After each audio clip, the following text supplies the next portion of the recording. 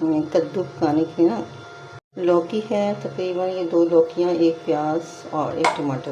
سب سے پہلے نا اس میں ہمیں ڈالنا ہے 1 ڈوئی تیل اور سرسوں کا تیل استعمال ہونا ہے، اور پھر اس میں پیاز آدھی ڈالنی ہے اور فرائی کرنا ہے.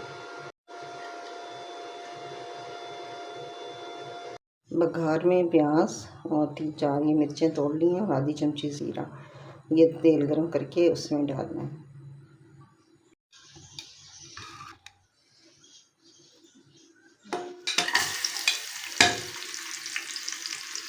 تھوڑا سا پیاز کا رنگ بدلے گا تو ٹماٹر ڈالنا ہے.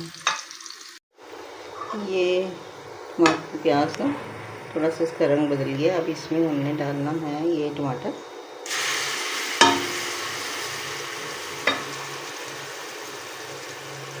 اور ساتھ ہی ڈال دیں گے کدو اور اس کو تل لیں گے بس. اور پھر اس میں ڈال لیں گے نمک، پہلے اس کو تلنا ہے پھر نمک ڈالنا ہے. یہ تھوڑا تلا گیا کدو، اس میں نا حسب ذائقہ نمک ڈال دینا، اور اس میں پانی ڈالنا ہے، تھوڑا سا پانی ڈالنا ہے کیونکہ کوکر میں پکا رہے ہیں نا، پانی تو اس کا نکلے گا، تاکہ اس سے پہلے یہ جل نہ جائے، تو تھوڑا سا پانی ڈالنا ہے. کدو کا سالن نا بالکل تیار ہے.